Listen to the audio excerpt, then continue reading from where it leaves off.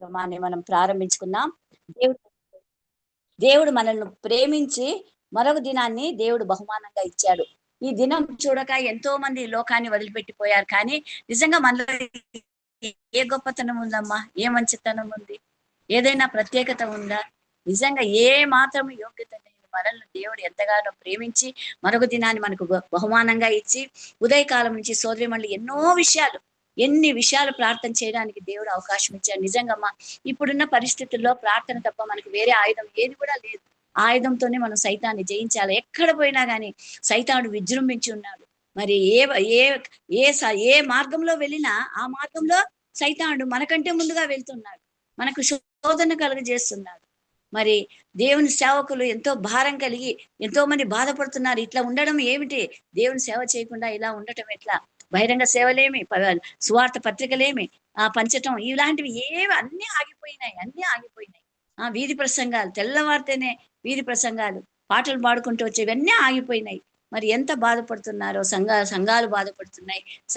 మరి భారం కలిగిన సేవకులు బాధపడుతున్నారు. మరి ఇలాంటి పరిస్థితుల్లో మనం ముందుకు సాగాలి అంటే ప్రార్థన చాలా ముఖ్యం కదా. సమయము అసమయము అనేది లేకుండా విరిగి నలిగిన మనసుతో మనం ఎల్లప్పుడూ మరి ఆయన సన్నిధిలో విజ్ఞాపన చేసేవారుగా ఉండాలి. మన విజ్ఞాపనలో ఆయన ఆలకించి మరి సమయానుకూలంగా మన నెరవేర్చే దేవుడు. అంతవరకు ఓపికతో పట్టుదలతో మనం కూడా ప్రార్థన చేయాలి. అంతేకాదు 2029 సంవత్సరం జరగబోయే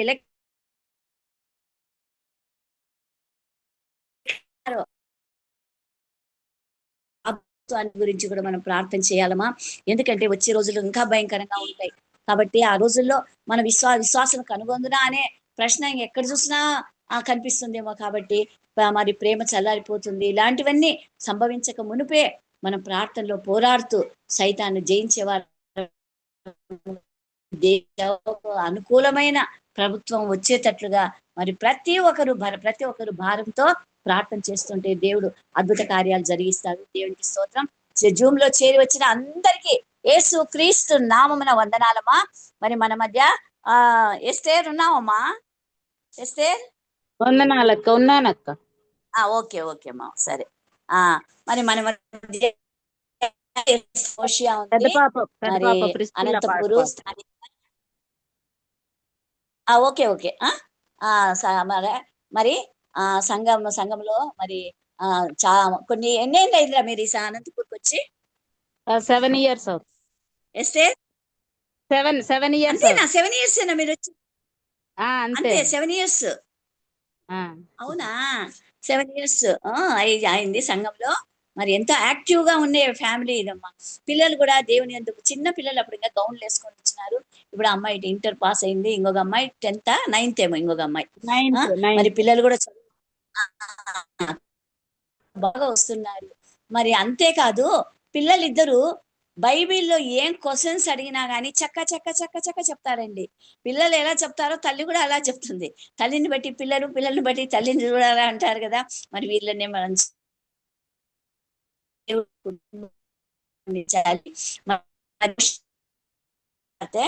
మరి ఇంటర్ అమ్మాయి పాస్ అయింది. మా పాప పాస్ అయిందండి. మంచి మార్క్స్ వచ్చినాయి. మంచి మార్క్స్ మంచి మార్క్స్ అమ్మాయికి పాస్ అయింది. దేవుడు మరి అమ్మాయిని ఆశీర్వదించి ఆ అమ్మాయి ఏం కోరుకుంటున్నదో దాంట్లో ఆ అమ్మాయికి మరి సీట్ రావాలని మనం కూడా మనస్ఫూర్తిగా కోరుకుందాము. మరి ఇప్పుడు ఆ అమ్మాయి పాట పాడుతుంది. పాట విందామండి. పాట తర్వాత ఎస్తేర్ ఓషా అనే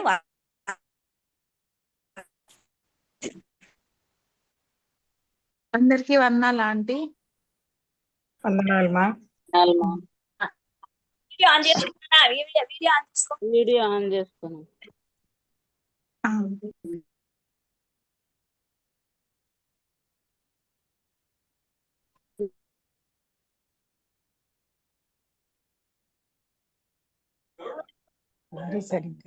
ఆంటీ లైటింగ్ లేదు ఆంటీ. పాట పాడతాం. బయటికి రా నాన్న, కొంచెం సిగ్నల్ కట్ అవ్వకుండా ఉంటుంది.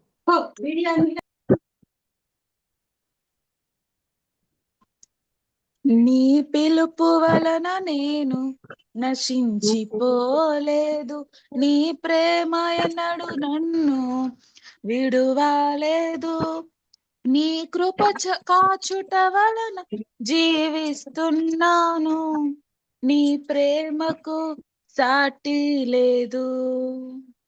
నీ కృప కాచుట వలన జీవిస్తున్నాను, నీ ప్రేమకు సాటి లేదు.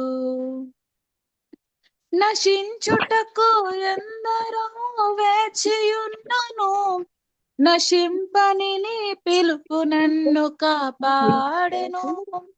ద్రోహము నిందల మధ్యలో నే నడిచినను, నీ నిర్మల హస్తము నన్ను భరించెను. నశించుటకు ఎందరో వేచియున్నను, నశింపని నీ పిలుపు నన్ను కాపాడెను. ద్రోహము నిందల మధ్యలో నే నడిచినను, నీ నిర్మల హస్తము నన్ను భరించెను.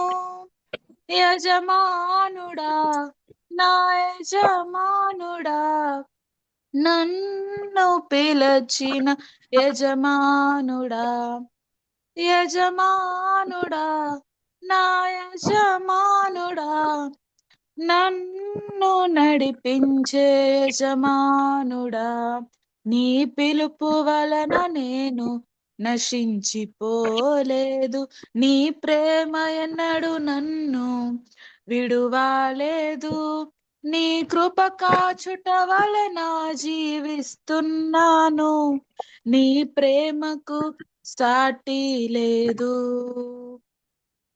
మనుషులు మూసిన తలుపులు కొన్నైనను, నాకై నీవు తెరచినవి అనేకములు.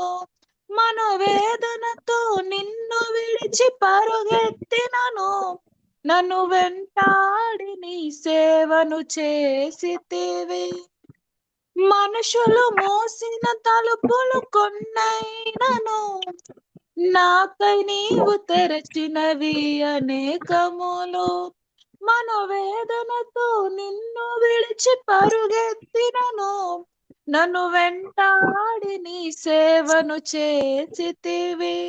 నా ఆధారమా, నా దైవమా, పిలచిన ఈ పిలుపునకు కారణమా. నా ఆధారమా, నా దైవమా, పిలచిన ఈ పిలుపునకు కారణమా. నీ పిలుపు వలన నేను నశించిపోలేదు, నీ ప్రేమ ఎన్నడు నన్ను విడువలేదు, నీ కృప కాచుట వలన జీవిస్తున్నాను, నీ ప్రేమకు సాటి లేదు. పిలచిన నీవు నిజమైన వాడవు, నన్ను హెచ్చించే ఆలోచన గలవాడవు.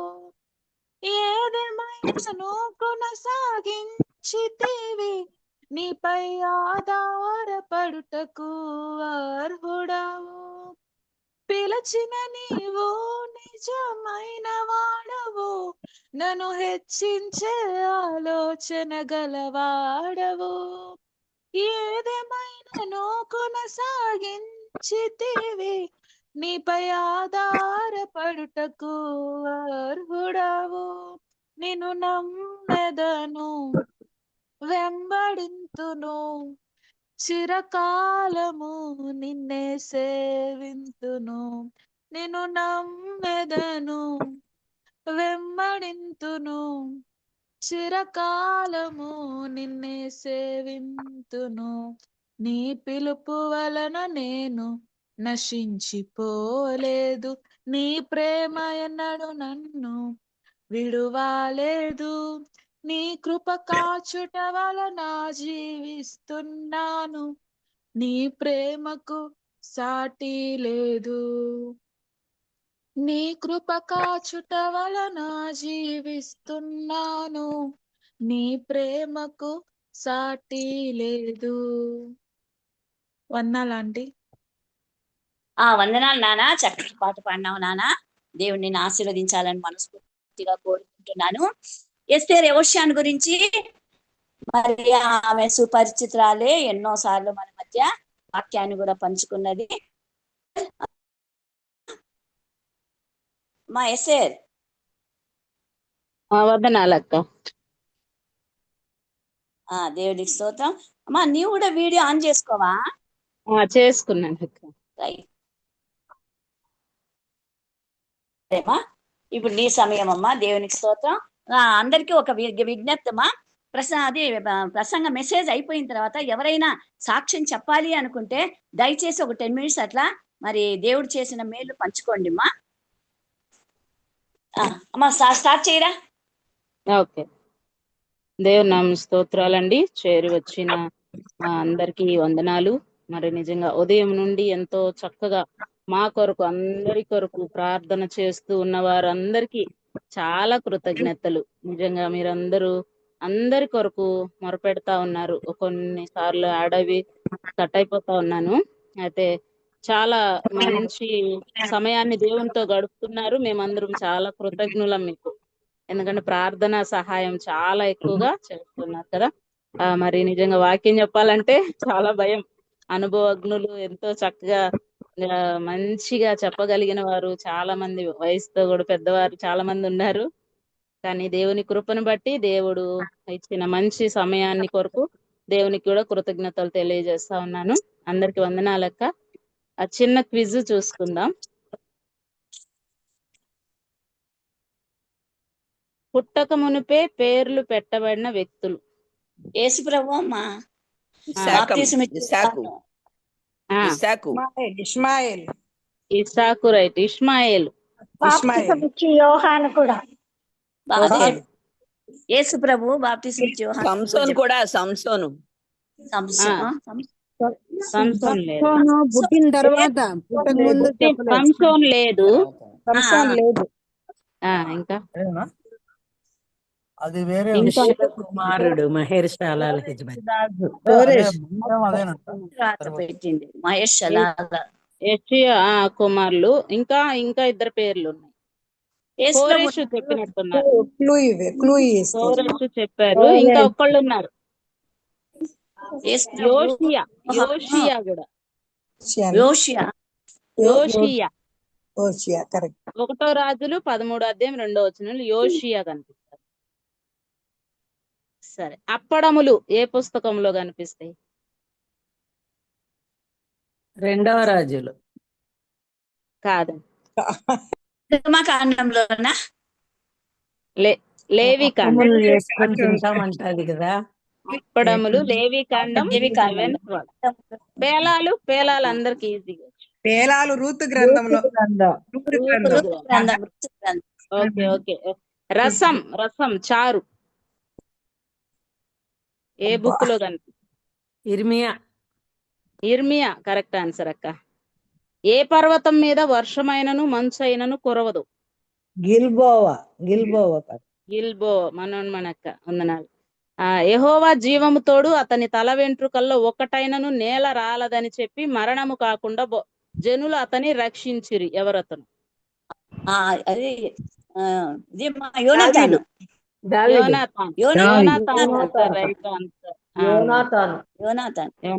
అవునండి. యెహోవా కంటే గొప్పవాడనని అతిశయపడింది ఎవరు? సైతాను. దేశం పేరు కూడా లూసిఫర్. మోయాబు. మోయాబు దేశం కూడా. ఇర్మియా గ్రంథం 48-42 ఉంటది. యెహోవా సూర్య చంద్రులను ఆపిన విషయం ఏ గ్రంథమందు వ్రాయబడి ఉన్నదండి? యాషారు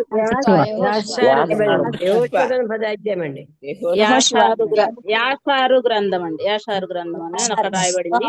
అయితే యాషారు గ్రంథమందు రాయబడిన ఇంకో విషయం కూడా చెప్తారా? అలా రాయబడింది. అదే యవనస్తుల గురించి, వృద్ధుల గురించి రాయబడింది కదమ్మా. అదేనా? వృద్ధులు. అదే సౌలు యోనాతాను చనిపోయినప్పుడు దావీదు ప్రలాప గీతం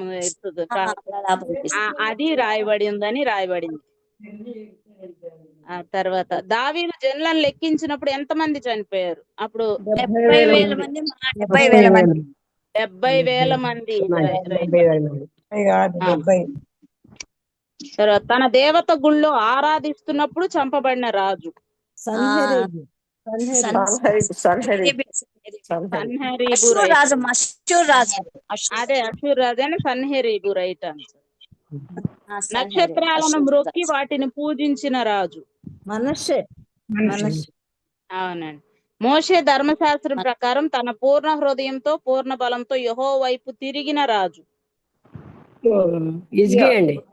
హిజ్కియా. రాజమ్మ హిజ్కియా. యెహోషువ గారు. యోషియా రాజు. యోషియా రాజు యోషియా రాజు. ఓకే, థ్యాంక్ యూ అండి. సారీ, నేటి దినము శుభవర్తమాన గల దినము, మనము ఊర కొననేల అన్నదేవు. అమ్మా కుష్ఠరోగులు మా ఇంట్లో రాజుల గ్రంథం. అవునవును. ఓకే, థ్యాంక్ యూ అండి, బాగా చెప్పారు అందరూ.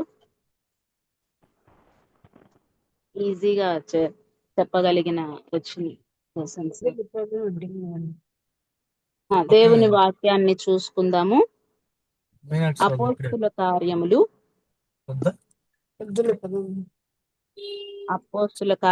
4వ అధ్యాయం.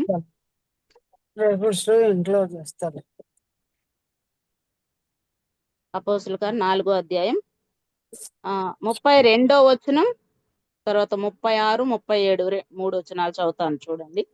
విశ్వసించిన వారందరూ ఏక హృదయమును ఏక ఆత్మయు కలవారై ఉండిరి.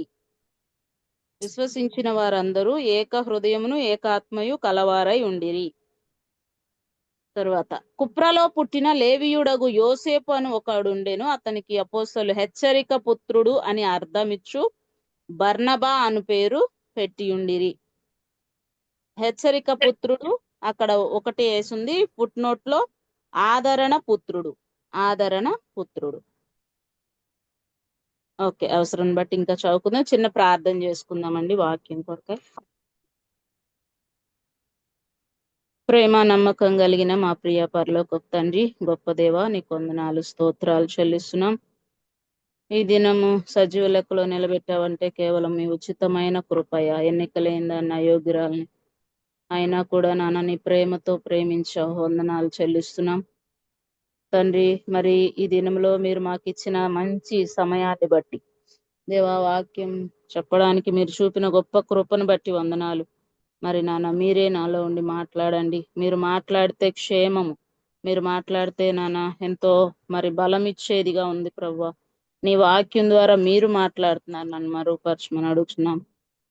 బలపరచండి, ధైర్యపరిచి మీ నామంకే మహిమ ఘనత ప్రభావాలు పొందుకోమని విన్న వాక్యం మా హృదయాల్లో ఫలించేటట్లుగా సహాయం చేసి నడిపించమని యేసునామం అడుగుచున్నాను తండ్రి, ఆమేన్. వందనాలండి. ఇక్కడ మనం చదువుకున్న వాక్యంలో విశ్వసించిన వారందరూ, మనందరం ఎవరండి? విశ్వసించిన వారమే కదా, యేసయ్య బిడ్డలమే, విశ్వసించిన వారం. విశ్వాసులు అంటాం కదా మనల్ని, విశ్వాసులు. మనందరం విశ్వసించిన వారే. అయితే విశ్వసించిన వారము అంటే మనలో కొంత ప్రత్యేకత ఉండాలి, ఖచ్చితంగా డిఫరెన్స్ ఉండాలి కదా. లోకంలో ఉండవారి వలె ఉండడానికి వీలు లేదు. ప్రత్యేకింపబడిన వారమని మనము రాయబడింది. యేసయ్య ప్రత్యేకించాడు, వేరుపరచాడు, వేరై అని ఉంటది కదా. ఇక్కడే మనం చూసే 2వ అధ్యాయంలో లోకంలో నుండి వేరై పౌలు వాక్యం చెప్తూ అంటాడు కదా, వేరుగా ఉండాలి అంటే మన క్రియలు, మన ఆలోచనలు, తలంపులు అన్ని వేరుగా ఉండాలి. లోకంలో వాళ్ళకన్నా విశ్వాసులు అన్న లక్షణాలకు తగినట్లు మన క్రియలు ఉండాలన్నమాట. ఒకవేళ అలా లేకపోతే మన భక్తి వ్యర్థమే ఖచ్చితంగా. మరి నిజంగా మనము 99 పాటించి 1 పాటించకపోయినా దేవుడు దాని లెక్కలోకి తీసుకుంటారు కదండి. అంటే 100% ఉండాలి దేవుని బిడ్డలు. ఒక్కొక్కటి దినదినము నేర్చుకుంటూ పాటిస్తూ ఉంటాం కాబట్టి, అలా ఒక్కొక్క మెట్టు ఆత్మీయ స్థితిలో ఎదుగుతూ ఉన్నాం కాబట్టి మనలో ఆ లక్షణాలు ఖచ్చితంగా కనపడాలంట. మరి ఇక్కడ విశ్వసించిన వారిలో ఏమి లక్షణాలు ఉన్నాయంట? ఏక హృదయము ఏకాత్మ కలిగి ఉన్నారంట. మనము విశ్వాసులంగా ఏక హృదయం ఏకాత్మ చాలా ప్రాముఖ్యం కదా. అంటే ఎంత ప్రాముఖ్యం అంటే ఒకవేళ మీరు ఆ రొట్టె ద్రాక్ష రసం తీసుకునేటప్పుడు అది అక్కడ వదిలేసి ఎట్లా 1/4 కేజీ అంటే ఎట్లా చేస్తావు? ఎంత అమ్మగారు 1/4 కేజీ చాలు ఇస్తావా? మ్యూట్ లో పెట్టుకోండి.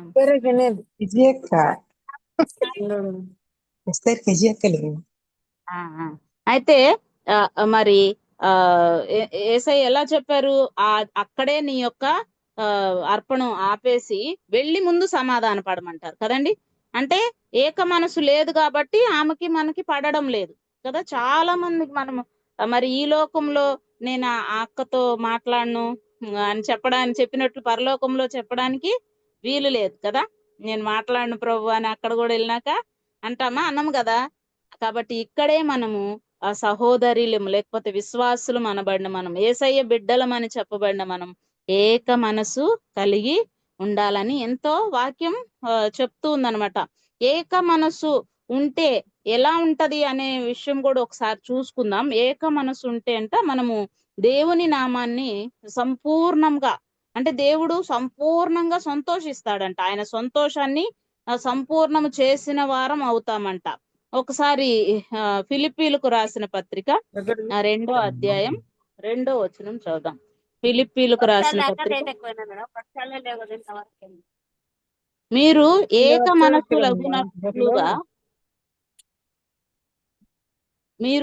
మనసులగునట్లుగా ఏక ప్రేమ కలిగి ఏక భావము గలవారుగా ఉండి ఒక్కదాని అందే మనసుంచుచు నా సంతోషమును సంపూర్ణము చేయుడి కదా.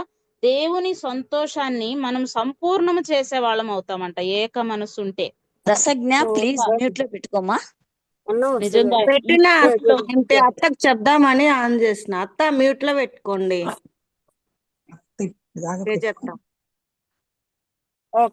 ఓకే అండి.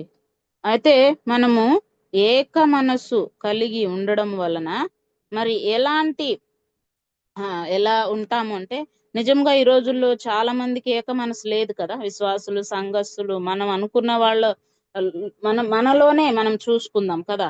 విశ్వాస లక్షణాలు మారు మనసు పొంది అని ఉంటది కదా. ప్రతి విషయంలో మారు మనసు పొంది మనిషి మనసు ఒక్కటే వేగంగా మారిపోతుందంటండి.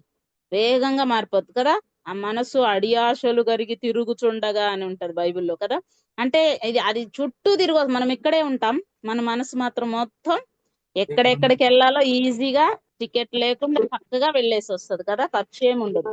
మరి అది ఏదన్నా విషయం మాట్లాడేటప్పుడు కూడా 250 పెట్టి 1 కేజీ కొన్ని బదులు 126 రూపాయలకే వస్తుంది. విజయక్క మీట్లో లేరు. మ్యూట్ లో పెట్టుకోండి మా. చేయండి అక్క.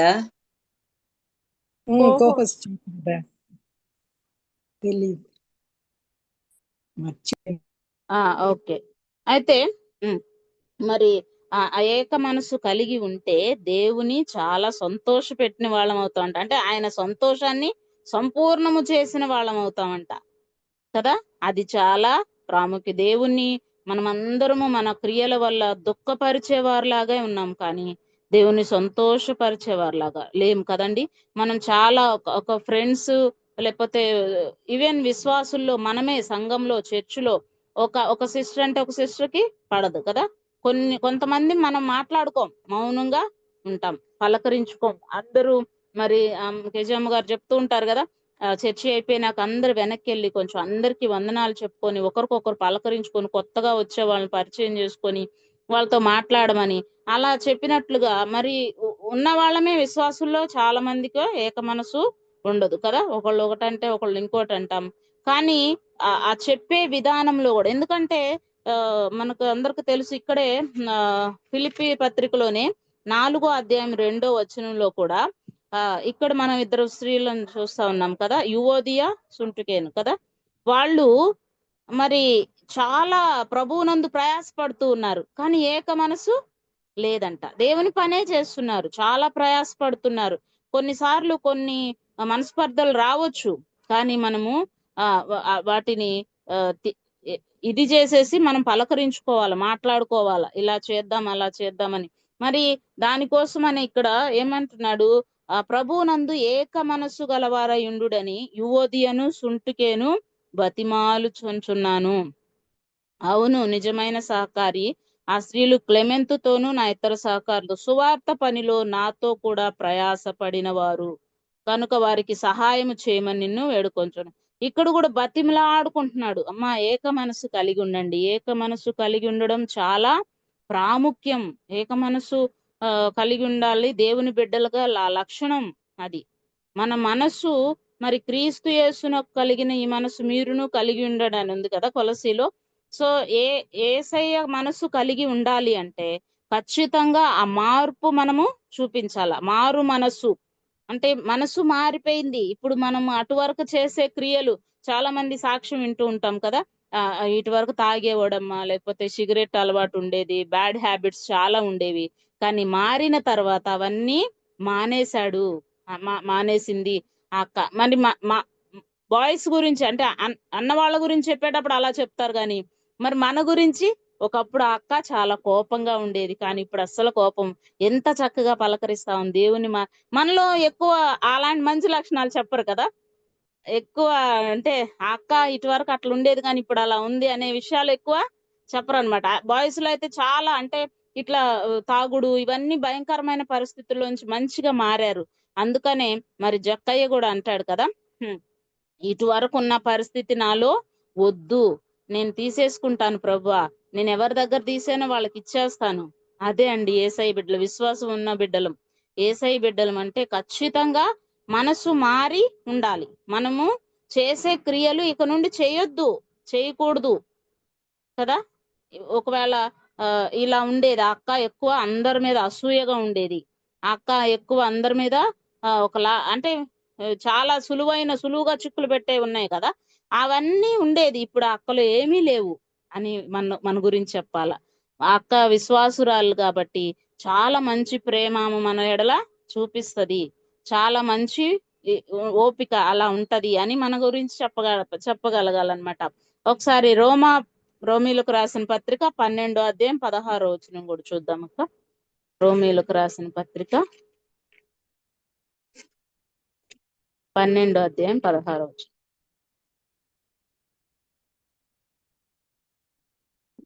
ఏడ్చువారితో ఏడువుడి, ఒకనితో ఒకడు మనస్సు కలిపియుండుడి, హెచ్చు వాటి యందు మనసుంచక తగ్గువాటి యందు ఆసక్తులయుండుడి, మీకు మీరే బుద్ధిమంతులను అనుకొనవద్దు. ఇక్కడ ఒకనితో ఒకడు మనస్సు కలిసి ఉండడి. మనస్సు అసలు చాలా కష్టం కదా.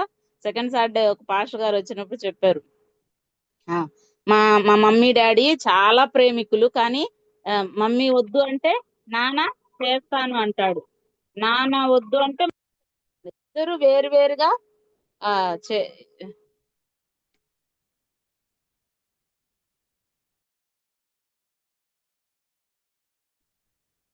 వాయిస్ పోయింది. ఓకే, కాల్ వచ్చింది, కట్ చేశాను.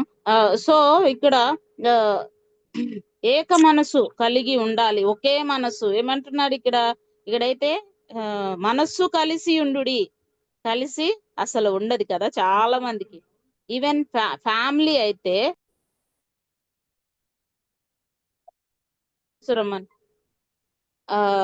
మరి మనసు కలిసి ఉండడం, మన ఒక ఫ్యామిలీలో ఒక వ్యక్తి ఎక్స్ట్రా వచ్చిందంటే మనసు కలిసి ఉండలే. మామూలు ఫ్యామిలీలోనే ఉండరు, కానీ ఇంకా ఒకవేళ మరి నిజంగా మన ఇంట్లో సంఘం ఉంది అని స్త్రీల గురించి చెప్పుకుంటా ఉన్నాం కదా, లూదియా ఇంట్లో సంఘం ఉందని నిన్నే వాక్యం ప్రిస్కిల్లా ఇంట్లో సంఘం ఉంది. అంతమందిని అప్పుడోళ్ళు నిజంగా అలా పోషించారంటే చాలా గ్రేట్. భర్తలు కూడా సహకరించేవాళ్ళు, కానీ ఇప్పుడు సహకరించడం లేదు, ఆ తర్వాత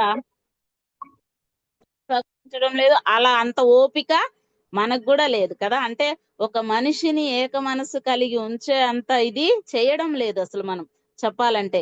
సో మరి ఇక్కడైతే మనస్సు కలిసి ఉండాలంట. మనస్సు కలిసి ఉండాలంటే చాలా కష్టమైన పనే. కానీ దేవుని బిడ్డలుగా విశ్వాసులు అని పిలువబడుతున్న మనము విశ్వాసులు కలిగిన లక్షణాలు ఉండాలని దేవుడు మనతో హెచ్చరిస్తా ఉన్నాడు.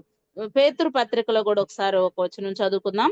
పేతురు రాసిన మొదటి పత్రిక 3వ అధ్యాయం 8వ వచనం చదవాలా? తుదకు మీరందరూ ఏక మనస్కులై ఒకరి సుఖ దుఃఖములందు ఒకరు పాలుపడి సహోదర ప్రేమ గలవారును కరుణాచిత్తులను వినయ మనస్కులై ఉండుడి. ఆశీర్వాదమునకు వారసులగుటకు మీరు పిలువబడితే గనక కీడుకు ప్రతి కీడును దూషణకు ప్రతి దూషణైనను చేయక దీవించుడి. థ్యాంక్ యూ కదా. ఆశీర్వాదమునకు కారకులు అవడానికి పిలువబడ్డాం కాబట్టి ఆ పిలుపుకు తగిన క్రియలు ఉండాలంటే ఇవన్నీ చేయాలి కదా. ఏక మనస్కులై ఒకరి సుఖ దుఃఖములందు ఒకరు పాలుపడి సహోదర ప్రేమ కలవారును కరుణా చిత్తులును వినయ మనస్సు ఏక మనస్సు చాలా ప్రాముఖ్యం దేవుని బిడ్డలుగా. ఎందుకంటే ఆశీర్వాదమునకు కారకులు అవ్వడానికి మీరు పిలువబడ్డారు, అంటే ప్రత్యేకించబడ్డారు. ఈ లోకం నుండి విశ్వాసులని పిలువబడుతున్నారు, దేవుని బిడ్డలుగా ఉంటున్నారు. కాబట్టి మీలో ఈ లక్షణాలు ఖచ్చితంగా ఉండాలని దేవుడు హెచ్చరిస్తా ఉన్నాడు. మరి ఇక్కడ మనం ఒక వ్యక్తిని చూస్తా ఉన్నాం. ఆ వ్యక్తి ఎలా ఉన్నాడంటే మరి బర్నబా గురించి మరి అపోస్తలు ఆయనకి అపోస్తలు ఏం పేరు పెట్టారంట? హెచ్చరిక పుత్రుడు, ఆదరణ పుత్రుడు అనే పేరు. అంటే ఈయన అందరినీ ఆదరించేవాడుగా ఉంటున్నాడు, అందరికీ హెచ్చరించేవాడుగా ఉంటున్నాడు కదా. ఎలా ఎంతమందిని ఆదరించాడు. ఇప్పుడు చాలా మంది మనము ఆదరిస్తా ఉంటాం, కానీ ఆ ఆదరణ మరి దేవునిలో ఎలా ఎవరిని ఈయన ఆదరించాడు అనే విషయం ఈ రోజు చూసుకుందాం. ఒకసారి ఆ వచనం మరలా చదువుతాను. అపోస్తుల కార్యములు 4వ అధ్యాయం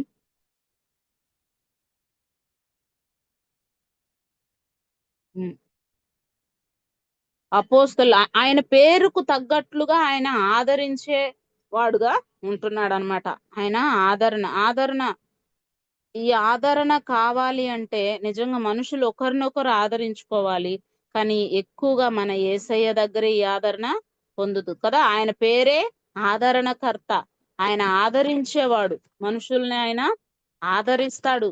ఎంత గొప్ప దేవుని మనము కలిగి ఉన్నాం కదా. అదే ఆదరణ మనం కూడా మన సహోదరుల ఎడల లేకపోతే మనం ఎవరికైతే ఆదరణ అవసరమై ఉన్నదో వారిని ఆదరించవలసిన వారంగా కూడా ఉన్నామన్నమాట. అంటే ఈయన ఆదరించిన వ్యక్తి, కానీ మరి ఎంత హెచ్చరిస్తా ఉన్నాడు, క్రియల ద్వారా చూపించాడు. బర్నబా క్రియల ద్వారా చూపించాడు అనమాట. ఇప్పుడు చాలా మంది మనము ఆ మాటల ద్వారా చెప్తాం కదా, బాగుండండి అని చెప్తామంట, కానీ క్రియల ద్వారా చూపించము. యాకోబు పత్రికలో చాలా చక్కగా ఉంది కదా. ఒకడు చలికి బాధపడుతూ ఉంటే మనం వెళ్ళి బాగుండండి, మంచిగా ఉండండి అని చెప్తే అవుతుందా? లేదు. అతనికి అప్పుడు ఏం కావాలో, చలిగా ఉంది, దుప్పటి రగ్గు కప్పాల, అది కప్పితేనే క్రియల రూపంలో మనం చేసినట్లు. లేకపోతే మీరు మరి విశ్వాసులు కాదు, లేకపోతే దేవుని బిడ్డలు కాదు అని యాకోబు పత్రికలో చాలా బాగా. మరి ఆదరించడం అంటే దేవుడు ఆదరిస్తాడు, తండ్రి అయిన దేవుడు ఆదరిస్తాడు, కుమారుడైన క్రీస్తు ఆదరిస్తారు, పరిశుద్ధాత్మ దేవుడు కూడా ఆదరణకర్త అని మనము యోహాను సువార్త 14వ అధ్యాయంలో 15, 16, 17 అధ్యాయాల్లో కొన్ని వచనాల్లో మనం గమనిస్తాం. ఎందుకంటే నేను వెళ్ళడం వల్ల మీకు ప్రయోజనం ఉంది, ఎందుకంటే ఆదరణకర్తను మీ వద్దకు పంపిస్తాను, ఆదరించేవాడు. మరి మనం చూసినట్లయితే ఈయన ఎవరెవరిని ఆదరించాడంట? పౌలు గారిని మొట్టమొదట ఆదరించాడు. అంటే పౌలు గారు సంఘంలోకి వచ్చినప్పుడు అందరూ భయపడుతున్నారనమాట, చేర్చుకోవడం లేదు ఆయన్ని. ఎందుకు? ఆయన ఎలా ఉండేవాడు అంతకుముందు అందరికీ తెలుసు కదా, క్రిస్టియన్స్ చంపేసేవాడు. ఇప్పుడు ఇక్కడికి వచ్చిన సంఘంలో మనల్ని చంపేస్తాడేమో అనే భయం కదా. సో అందరూ ఆయన్ని దగ్గరకు తీసుకోవడం లేదు. కానీ ఈ బర్నబా గారు ఆ పౌలు గారిని దగ్గరకు తీసుకొని ఆయన్ని ఆదరించిన వాడుగా మనం చూస్తా ఉంటాం అనమాట. అది వాళ్ళందరికి చెప్తాడు, ఇప్పుడు ఈయన మరి అప్పటి సౌలు కాదు, దేవుని అనుగ్రహం పొంది పౌలుగా మార్చబడ్డాడు అనే విషయం మనం చూస్తామన్నమాట. వాళ్ళతో చెప్పి వాళ్ళతో కలుపుతాడు. ఎందుకంటే మరి ఆయన ఏ విధంగా మరి దమస్కు మార్గంలో దేవుడు మాట్లాడాడో, ఎవరు అందరికీ సువార్త ప్రకటించడానికి నేను నిన్ను ఎన్నుకుంటున్నాను, నా వల్ల అతను చాలా కష్టాలైనా అనుభవిస్తాడు అని చెప్పడం మనము చూస్తామన్నమాట. అంటే అక్కడ వారికి పరిచయం చేయడం, అంటే ఇప్పుడు ఈయన ఎవరు చేర్చుకోలేదనుకోండి, సువార్త ఎక్కువ ప్రకటించడానికి ఇబ్బందిగా ఉంటది. కానీ పౌలును ఆ విధంగా ఆదరించి మరి చేర్చుకొని శిష్యులకు పరిచయం చేసి మరలా ఆయనతో గొప్పగా సువార్త చేసిన ఆయనలాగా కనిపిస్తారు. మరి నిజంగా పౌలు గారిని శిష్యులతో లేకపోతే ఇంకా అనేకులతో ఆ వెనకుండి నడిపించింది లేకపోతే పరిచయం చేసింది బర్నబానే. కానీ బర్నబా మరి ఎక్కువ ఎక్కడ మనకు కనిపించినట్లు మనం చూడం. కానీ ఈయన ఎంత గొప్ప క్రియలు చేస్తూ ఉన్నాడంటే పౌలుతో పాటు సువార్తకి వెళ్ళాడు. తర్వాత మనం చూసినట్లయితే ఇంకా మరి మార్కును కూడా ఆదరించినట్లు మనం చూస్తాం. మార్కును కూడా ఆదరించారు. ఎందుకంటే మరి మార్కు కూడా చాలా, అంటే ఒకసారి మనము సువార్తకు పిలిస్తే మనతో పాటు రాలేదు కదా అతను, ఆయన్ని ఎందుకు మరి నువ్వు వెనకేసుకొస్తున్నావని బర్నబా అంటాడు కదా మార్కు విషయంలో. కానీ మార్కును కూడా ఆదరించి మార్కు కూడా మరలా మార్కు కూడా చాలా బాధపడుతూ, అయ్యో ఇద్దరు గొప్ప దైవ సేవకులకు నా వల్ల గొడవ అవుతుంది, మరి నేను ఎందుకు పనికిరాని వాడిని, సువార్తకు పనికిరాను, నిజంగా వెనక తీసిన వాడను. అంటే వెనక తీసిన వారిని మనం ఆదరించి చేర్చుకోవాల్సిన వారంగా ఉన్నాం అనమాట. దేవుని బిడ్డలుగా మనం ఒకళ్ళనొకళ్ళు ఆదరించుకునేటప్పుడు వెనకబడిపోయిన వారిని చాలాసార్లు మనం ఆదరణ కూడికలకు అట్లా వెళ్తూ ఉంటాం కదా. సో ఆ వ్యక్తి గురించి చెప్తాం కానీ ఎక్కువ దేవుని గురించి, అంటే వారిని ధైర్యపరిచే లక్షణాలు ఎక్కువగా మనం వారిని ఆదరించలేకపోవచ్చు కుటుంబంలో వాళ్ళు కోల్పోయిన వ్యక్తిని బట్టి. కానీ దేవుడు ఖచ్చితంగా ఆయన ఒకని తల్లి వాణ్ణి ఆదరించినట్లు కదా యెషయా గ్రంథంలో ఉంది కదండి. యెషయా గ్రంథం 66 ఒకసారి చూద్దాం 13వ వచనం. ఒకని తల్లి వాణిని ఆదరించినట్లు నేను వారిని ఆదరిస్తానంటే నిజంగా దేవుని ప్రేమ ఎంత గొప్ప ప్రేమ అంటే మరి ఆయన్ని కలిగి ఉన్న మనలో కూడా ఆ మంచి లక్షణం కనపడాలి, ఆదరించాలి, ధైర్యపరచ ప్రతి విషయంలో ఏ పరిస్థితిలో ఉన్నారు వాళ్ళు, మనమైతే ఏమంటాం అబ్బో వాళ్ళు అలా ఉన్నారు అని మనం వాళ్ళని ఎక్కువ పిలవడానికి గాని లేకపోతే కలుపుకోవడానికి గాని ఇష్టపడం కదా. అందుకని ఏమంటాడు, కరుణా హృదయులై వినయ మనస్కులై ఉండమంటారు కదా. ఎక్కువగా అంటే మనల్ని పలకరించే వాళ్ళనే పలకరిస్తాం, మామూలుగా ఉండే వాళ్ళనే మాట్లాడతాం. కానీ ఎవరైతే బాధలో ఉన్నారు, ఆదరణలో ఉన్నారు, వాళ్ళు వారికి మరి చెప్పుకోవడానికి ఎవరు లేని పరిస్థితి లేకపోతే ఇబ్బంది పడుతూ ఉంటారు. కానీ దేవుడు ఆదరించే దేవుడు. అందుకనే ఏమంటున్నాడు అక్కడ ఒక వచనం, మీరు యెరూషలేములోనే ఆదరించబడుదురు అని ఉంటది. ఒకసారి 66:13 చదువుతాను. 66:13. ఒకని తల్లి వాణ్ణి ఆదరించినట్లు నేను మిమ్మల్ని ఆదరించేదను, యెరూషలేములోనే మీరు ఆదరింపబడెదరు. మనము ఎక్కువ వారికి సువార్త చెప్పి వారిని ఆదరించలేకపోయినా మనం ఆంధ్రేయ పరిచర్య అయితే చేయొచ్చంట. ఆంధ్రేయ పరిచర్య ఏంటంటే సంఘానికి రండి, అక్కడ బాగా వాక్యం చెప్పే వాళ్ళు ఉన్నారు, వాళ్ళు మిమ్మల్ని దేవునిలో బలపరుస్తారు అని చెప్తారంట. అట్లా చెప్పేవాడంట ఆంధ్రేయ. అంటే ఎక్కువ వాక్యం చెప్పలేకపోయినా మరి ఎవరైతే వాక్యం బాగా చెప్పగలరో, ఎవరి దగ్గర అయితే ఈయన బలపడతాడో లేకపోతే ఆదరించబడతాడో అక్కడికి వాళ్ళని నడిపించేవాడంట. అవును కదండి, నిజంగానే మరి దేవుడు ఆదరించేవాడు. కాబట్టి మనకందరికి తెలుసు యెషయాలో ఆయన పేరు ఆదరణకర్త కదా, ఆదరణకర్త.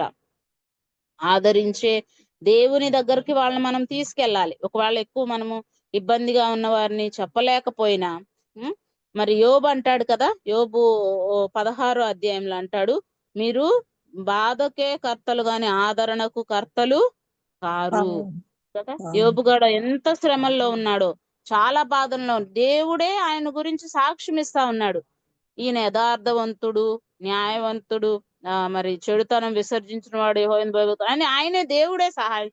ఈ ఫ్రెండ్స్ ఏం చేస్తా ఉన్నారు, ఎంతో బాధ పెడతా ఉన్నారు, మాటలతో గుచ్చుతా ఉన్నారు. నిజంగా అండి, చాలా మంది ఆదరించే సమయంలో ఆదరించకపోగా వారి మాటలతో బాధపరిచేవారుగా కూడా ఉంటారు. మనకు తెలియకుండానే కొన్ని విషయాలు అనుకోకుండా మాట్లాడేసేస్తూ ఉంటాం. అది వాళ్ళకి ఎంత, ఎదుటి వారికి ఎంత బాధ అనిపిస్తుందో తెలియదు కదా మనకి. కానీ వాళ్ళు ఆ పరిస్థితిలో ఉన్నారు కాబట్టి ప్రతి చిన్న మాట వాళ్ళకి భయంగా లేకపోతే ఏదో ఒక రాంగ్ డెసిజన్ తీసుకోవడానికి చాలా మంది అప్పుల్లో ఉండి, లేకపోతే ఇంకా నా లైఫ్ ఇంతే, నేను చాలా మంది మన దేవుని ఎరుగని బిడ్డలు సూసైడ్ చేసుకోవడానికి కూడా అదే కారణం కదా. మనమైతే ఏసై బిడ్డలం కాబట్టి ఎంత కష్టాలు వచ్చినా దేవునిలో శ్రమలు నార్మలే, ఖచ్చితంగా మనకు శ్రమలు వస్తాయి, వస్తేనే మనం దేవుని బిడ్డలమంట. కాకపోతే దుర్బీజులే గాని కుమారులు కారని వాక్యం ఉందని వాక్యం ద్వారా ఆదరించబడతాం, ధైర్యపరచబడతాం. కానీ మరి వాక్యం లేని వాళ్ళు ఏం చేస్తారు, ఇంతే నా లైఫ్ అయిపోయింది, ఎంతో కష్టాల్లో శ్రమల్లో ఉన్నానని లేనిపోని ప్రాబ్లం. నిన్నే గవర్నమెంట్ హాస్పిటల్లో నాకు తెలిసిన ఒక అక్క కొడుకు పాపం 15 రోజుల నుంచి కోమాలో ఉన్నారు, బెంగళూరులో ఉన్నారు. అక్కడికి వెళ్దామని చూశాను కానీ నాకు కొంచెం కుదరలేదు, అడ్రస్ తెలీదు, ఎత్తుక్కొని వెళ్ళాలి, ఇబ్బంది. వాళ్ళు కూడా వద్దులేక అంత మాట అన్నావు అంతే చాలు, ప్రార్థన చేయమని చెప్పారు. సరే నిన్న గవర్నమెంట్ హాస్పిటల్ ఇక్కడ మన అనంతపూర్ ట్రాన్స్ఫర్ చేశారంటే వెళ్ళి కలిసి వచ్చాను. అక్కడ ఒక వ్యక్తి ఎదురుగా ఉన్న అతనికి ఏమైందంట అంటే అతను సూసైడ్ చేసుకున్నాడంట. పాపం ఏం కళ్ళు తెరవలే, నోటి మాట లేదు. మరి ఎట్లా దేవుని చిత్తం ఎప్పుడు కోలుకుంటా తెలియదు కానీ అలాంటి పరిస్థితి, ఆ సిచ్యువేషన్ దేవుని ఎరగని వారికి, ఆదరణ లేని వారికి, కొంతమంది మనలోనే ఆదరణ లేని వారిని గుర్తించి మనం ఆదరణ చెప్పకపోతే మరి చాలా మంది ఆ యొక్క ఆత్మను మనం కోల్పోయిన వారుగా, నశించిపోయేవారుగా ఉన్నారన్నమాట. అలా దేవుని నిరీక్షణ లేని వారు ఏం చేస్తారు, దేవుని నిరీక్షణ లేని వారు అట్లా అలాంటి పనులు చేసుకుంటారు. కానీ దేవుడు ఏమంటున్నాడు, యెరూషలేములోనే మీరు, అంటే దేవుని సన్నిధిలో, దేవుని చర్చికి, సంఘానికి మనం వాళ్ళని నడిపించే వారంగా. ఎక్కువ వాక్యం నేను ఎక్కువ అలానే చెప్తూ ఉంటాను, అంటే కొంచెం మనకు తెలిసినంత వాక్యం చెప్పి మీరు సంఘానికి రండి, అక్కడైతే ఇంకా మంచిగా వాక్యం చెప్పే వాళ్ళు ఉన్నారు, అక్క వాళ్ళందరూ ఎంత మంచిగా అన్నయ్య వాళ్ళు బలపరుస్తారని నేను వాళ్ళని రమ్మని చెప్తానన్నమాట. అలానే మరి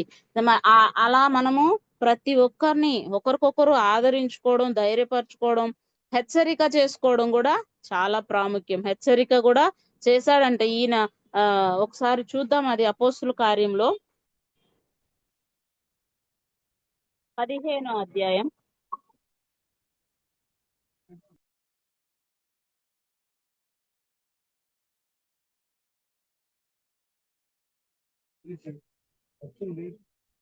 అపోస్తుల కార్యం 15వ అధ్యాయం 36 నుంచి 40 వరకు చూద్దాం. కొన్ని దినములైన తర్వాత ఏ పట్టణంలో ప్రభు వాక్యం ప్రచురపరచబడుతుందో ఆయా ప్రతి పట్టణములో ఉన్న సహోదరుల యొద్దకు తిరిగి వెళ్ళి వారు ఎలాగున్నారో మనము చూతుమని పౌలు బర్నబాతో అనెను. అప్పుడు మార్కు అను మారు పేరు గల యోహాను వెంటబెట్టుకుని పోవుటకు బర్నబా ఇష్టపడిన. అయితే పౌలు పంపూలియాలో పని కొరకు తమతో కూడా రాక తమ్మును విడిచిన వానిని వెంటబెట్టుకుని పోవుట యుక్తము కాదని తలంచెను. వారిలో తీవ్రమైన వాదం కలిగినందున వారు ఒకడు విడిచి వేరైపోయిరి. బర్నబా మార్కును వెంటబెట్టుకుని ఓడ ఎక్కి కుప్రకు వెళ్ళెను. పౌలు శీలను ఏర్పరచుకొని సహోదరుల చేత ప్రభు కృపకు అప్పగింపబడిన వాడై బయలుదేరి సంఘములను స్థిరపరచు సిరియా, కిలికియా దేశముల ద్వారా సంచారం చేయుచుండెను. Thank you. ఇంకోటి 11వ అధ్యాయం 23వ వచనం 24వ వచనం.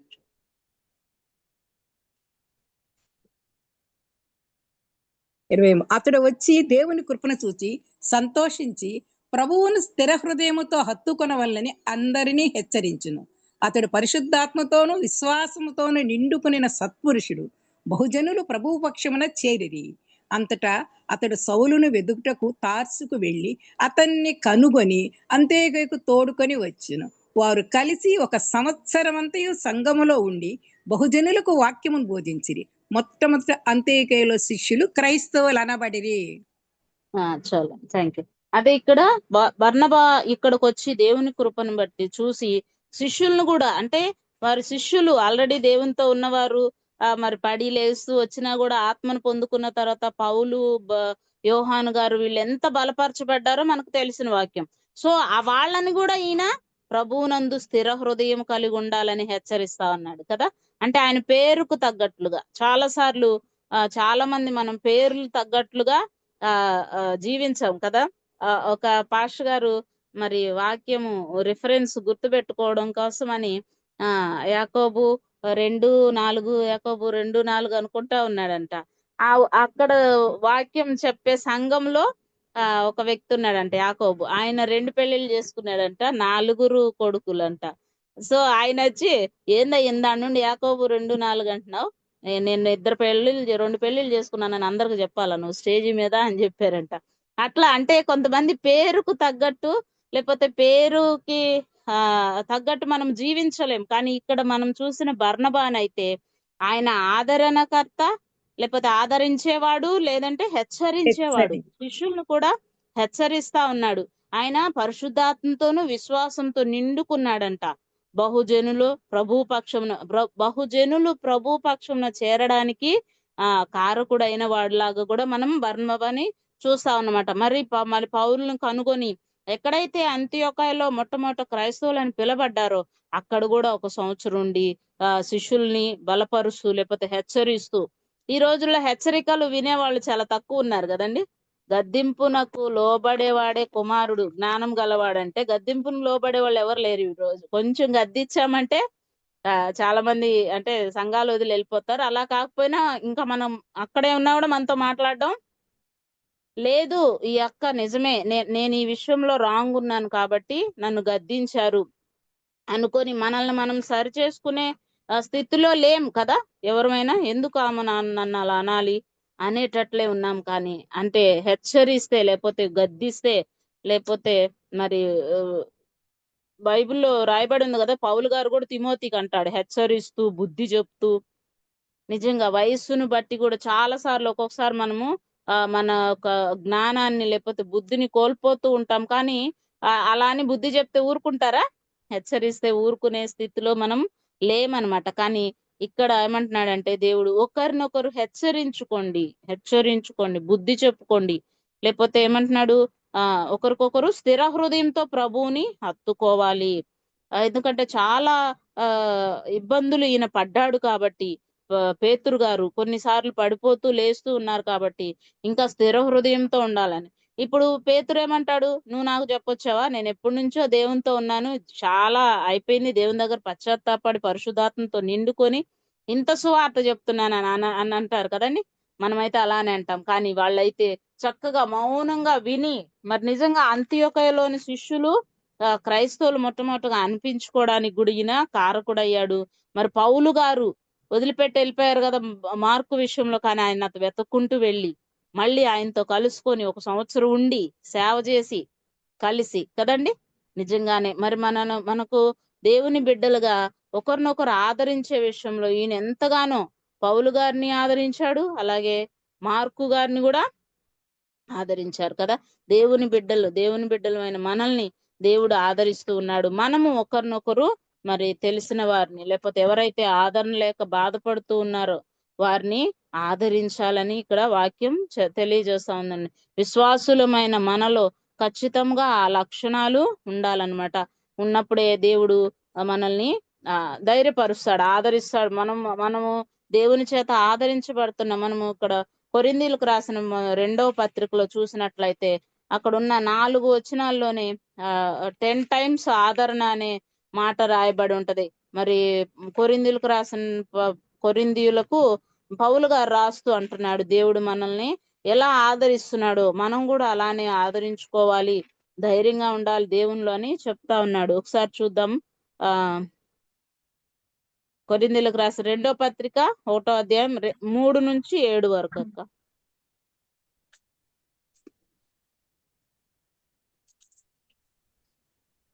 కనికరము చూపు తండ్రి సమస్తమైన ఆదరణను అనుగ్రహించినప్పుడు మన ప్రభు అయిన యేసుక్రీస్తు తండ్రియునైన దేవుడు స్తుతింపబడును గాక.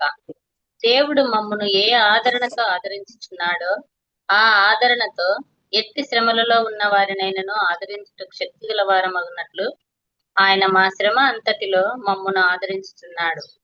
క్రీస్తు యొక్క శ్రమలు మా యందు ఎలాగ విస్తరించుచున్నవో అలాగే క్రీస్తు ద్వారా ఆదరణయు మాకు విస్తరించుచున్నది. మేము శ్రమ పొందినను మీ ఆదరణ కొరకును రక్షణ కొరకును పొందుదుము. మేము ఆదరణ పొందినను మీ ఆదరణ కొరకై పొందుదుము. ఈ ఆదరణ మేము కూడా పొందుచున్నట్టి ఆ శ్రమలను ఓపికతో సహించుటకు కార్యసాధకమై ఉన్నది. మీరు శ్రమలలో ఎలాగూ పాలివారై ఉన్నారో అలాగే ఆదరణలోనూ పాలివారై ఉన్నారని ఎరుగుదుము గనుక మిమ్మును గూర్చిన మా నిరీక్షణ స్థిరమై ఉన్నది. ఓకే, థ్యాంక్ యూ అక్క. కదా ఇక్కడ దేవుడు మనల్ని ఆదరిస్తా ఉన్నాడు, అదే ఆదరణ మేము మీకు చూపిస్తా ఉన్నాము అని పౌలు గారు చెప్తా ఉన్నాడు కదా. శ్రమలు వస్తా ఉన్నాయి, కానీ ఆ శ్రమలలో ఆయన మనల్ని ఎట్టి ఆదరణతో ఆదరించాడో అదే ఆదరణ మేము కూడా ఆదరించుటకు శక్తిమంతులం అవుతున్నాము.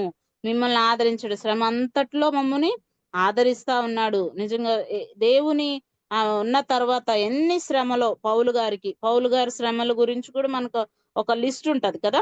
ఆ లిస్ట్ అంతా ఎన్నిసార్లు కొట్టబడ్డాను, మరి అదంతా అసలు ఎంత చదివేటప్పుడే మనకి అలుపు వస్తుంది. కానీ అతను ఎన్ని శ్రమలు పడ్డాడో, ఎన్ని కష్టాలు పడ్డాడో, ఆ శ్రమల్లో నేను ఏ విధంగా దేవుని ద్వారా ఆదరించబడ్డాను, ఆ ఆదరణ మీ రక్షణ కొరకే అని మాట్లాడుతున్నాడు కదండి. ఇక్కడ నిరీక్షణ గలవారమై ఉన్నాం. మీరు శ్రమలలో ఎలాగూ పాలివారై ఉన్నా అలాగే ఆదరణలోనూ పాలివారై ఉన్నారని ఎరుగుదుము గనుక మిమ్మల్ని గూర్చిన మా నిరీక్షణ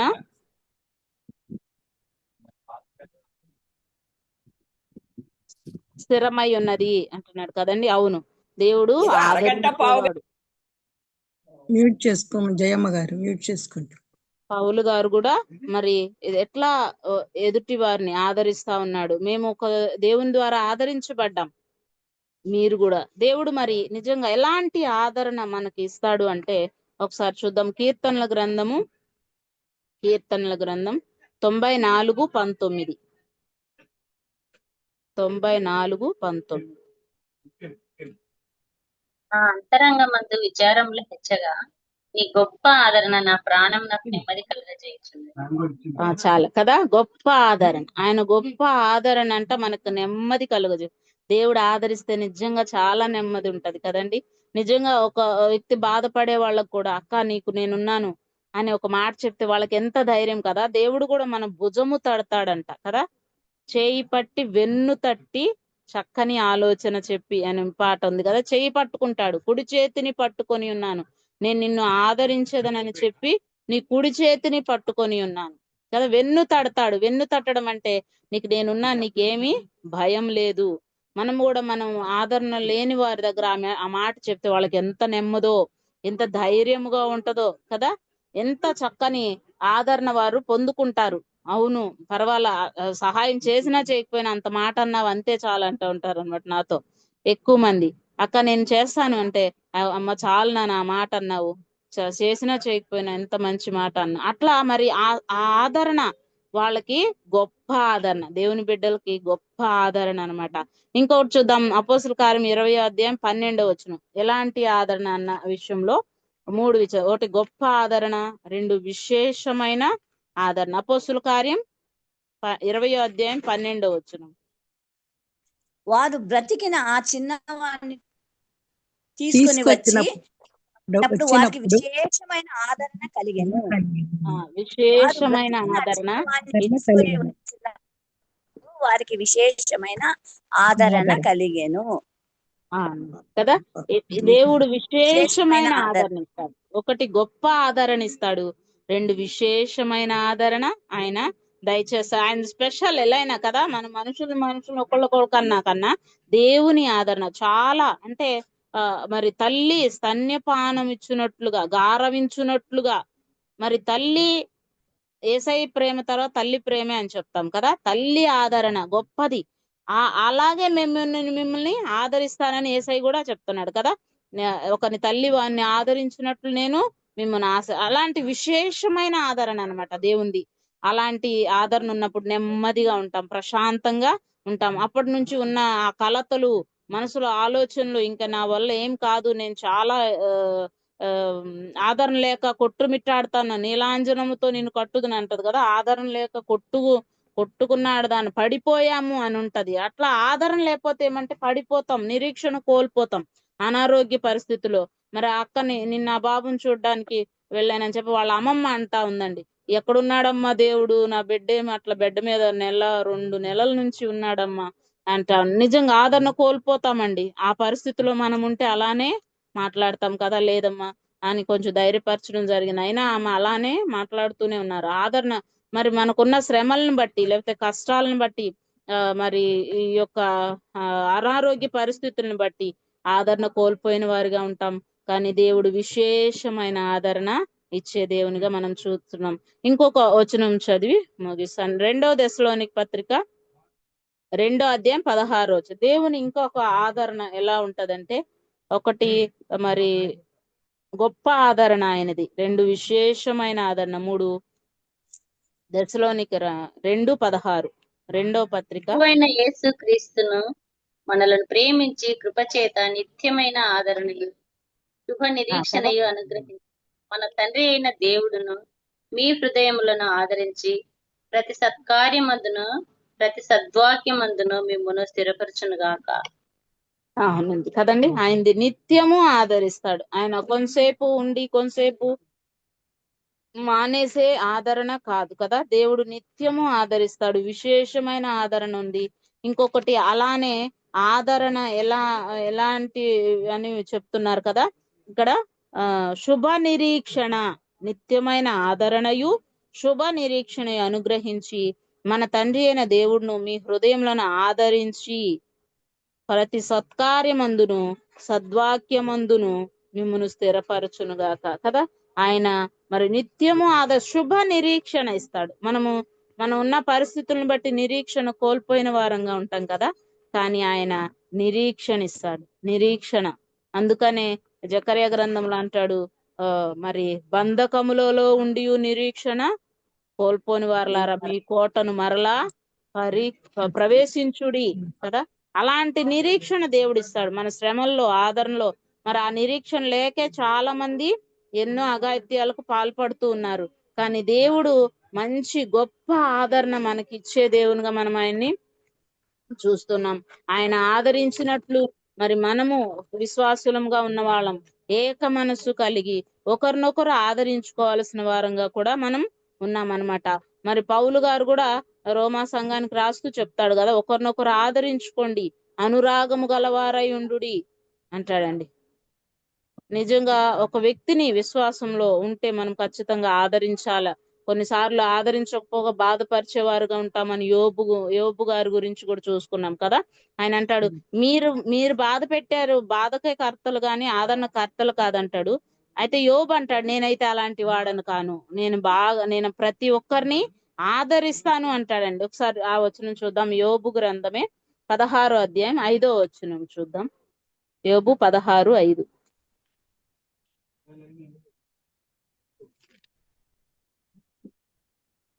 అయినను నేను నా నోటి మాటలతో మిమ్మల్ని బలపరచుదును, నా పెదవుల మాటలు మిమ్మల్ని ఓదార్చి ఆదరించును కదా.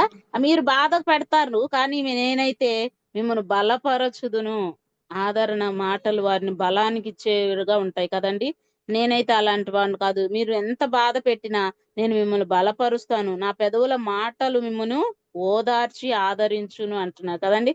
బాధల్లో ఉంది అక్కడ యోబు, కానీ వాళ్ళని ఓదారుస్తాను అంటున్నాడు కదండి. ఇప్పుడు ఓదార్పు కావాల్సింది యోబు గారికి, కానీ అక్కడ ఆయన ఓదారుస్తాను అని చెప్పి నేనైతే మిమ్మల్ని బలపరుస్తాను, ఆదరిస్తాను అని చెప్తున్నాడు అనమాట. నిజంగా మన పరిస్థితుల్లో కాదు, కానీ దేవుని బిడ్డలుగా మనం ఎలాంటి వారినైనా ధైర్యపరచాలి, బలపరచాలి, ఆదరించాలి. అలాగే ఏక మనసు కలిగి ఉండాలని బతిమలాడుకుంటా ఉన్నాడు పౌలు గారు. మరి ఇంత మంచి, ఎందుకంటే విశ్వాసులమైన వారం, విశ్వసించిన వారం. మరి బర్నబా తనకున్న ఆస్తి అంతా అమ్మేసి అపోస్తుల పాదముల యొద్ద, ఎందుకంటే అప్పట్లో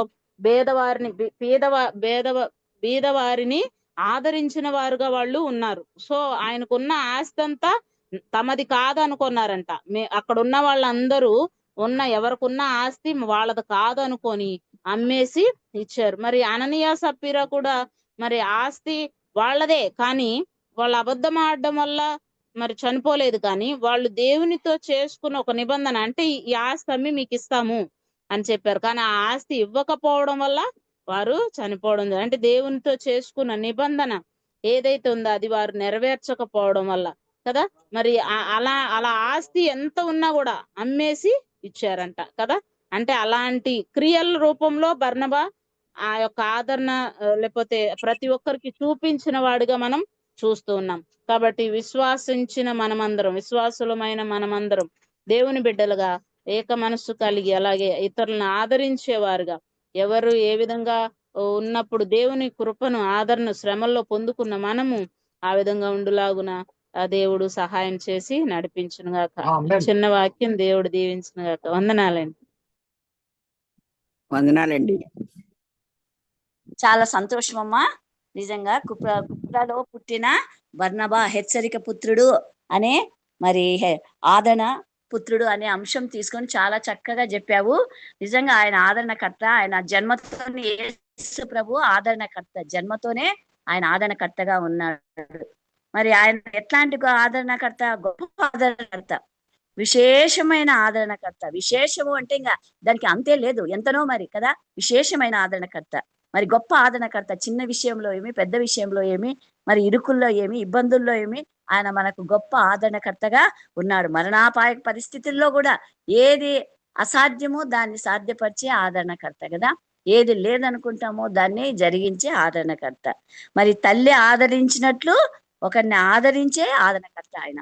మరి ఆదరణ లేకపోతే మన విశ్వాసంలోనూ బలహీనపడతాం. కాబట్టి ఆయన ఎప్పుడు మరి మన చుట్టూ ఉండి, మన వెంట ఉండి, ఆయన మరి ఇరుకుల్లో, బాధల్లో, వేదనలో మరి ధైర్యపరిచే ఆదరణకర్త అనమాట.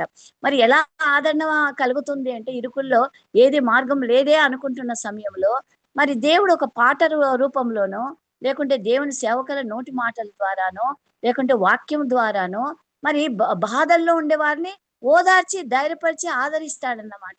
అయ్యో ఏది మార్గం లేదే అనుకుంటున్నప్పుడు ఆయన మార్గం చూపించే దేవుడు.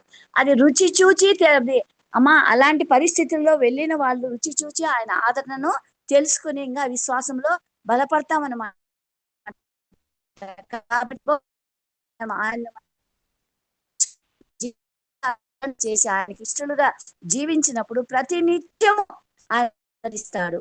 ప్రతి నిత్యం అది మరి రాత్రి కావచ్చు, ఎల్లప్పుడూ నిన్ను విడవను అన్నాడు, ఎడబాయను అన్నాడు. కాబట్టి నిత్యమైన ఆదరణకర్త కూడా ఉన్న ఆయన మనకి ఎల్లప్పుడూ ఉన్నాడనమాట.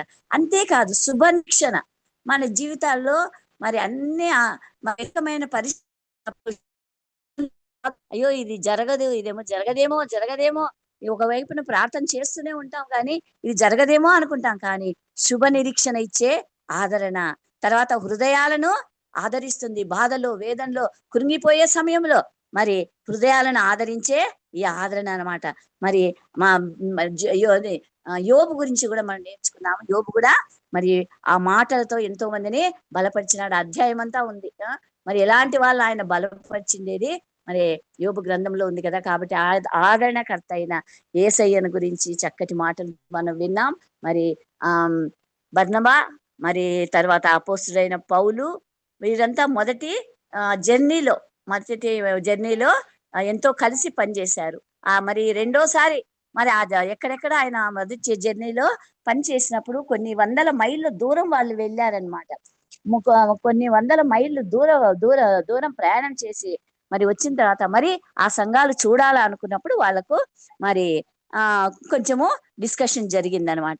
ఈ బర్నబా కుప్రలో ఎంతో కుప్ర ప్రజలు ఈ బర్నబాను ఎంతగానో ప్రేమించినారమ్మా. తర్వాత ఈ కుప్ర ప్రజలే ఈ బర్నబాను హత్య చేసినారు. హత్య చేసి ఈ బర్నబా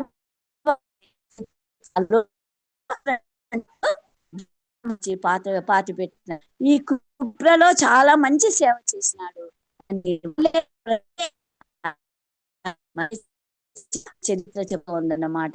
మొదటి జర్నీలో ఎంతో పౌలు, బర్నబా, మార్కు గారు మరి ఎంతో మరి ఆ జర్నీలో వాళ్ళిద్దరూ కలిసి ఎన్నో సంఘాలను మరి బలపరిచినారు. మరి చక్కటి వాక్యం చెప్పిన ఎస్తేరు ఓషియాను బట్టి దేవునికి స్తోత్రం. ఆ బిడ్డకి